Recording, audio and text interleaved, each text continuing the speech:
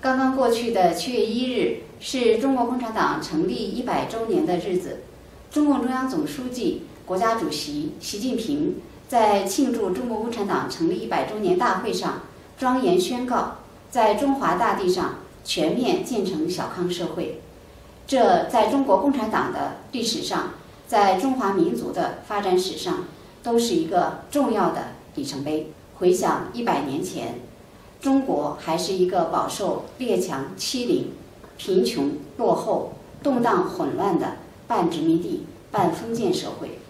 在中国共产党的领导下，中国人民经过了艰苦卓绝的斗争，实现了国家的独立、民族的独立、人民的解放，取得了社会主义革命和建设的伟大成就。回顾100年党史，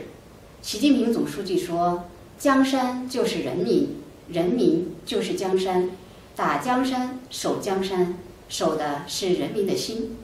这是对中国共产党100年历史经验的深刻总结。100年来，中国共产党始终同中国人民在一起，为中国人民的利益而奋斗，因此获得了中国人民的真心的拥护和支持。也正是因为中国人民的真心拥护和支持，才使中国共产党有了战胜一切困难和挑战的力量源泉。面对世界，中国奉行独立自主的和平外交政策，坚持走和平发展的道路，推动构建人类命运共同体。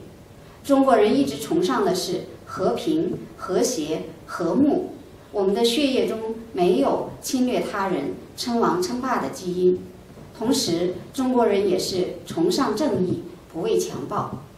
历史上，中国人从来没有欺负、奴役和压迫过其他任何国家的人民。同时，我们也绝对不会允许任何外部势力来欺负、奴役、压迫中国人民。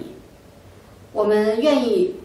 本着真、实、亲、诚的理念和正确的义利观，来发展同马达加斯加的双边友好合作。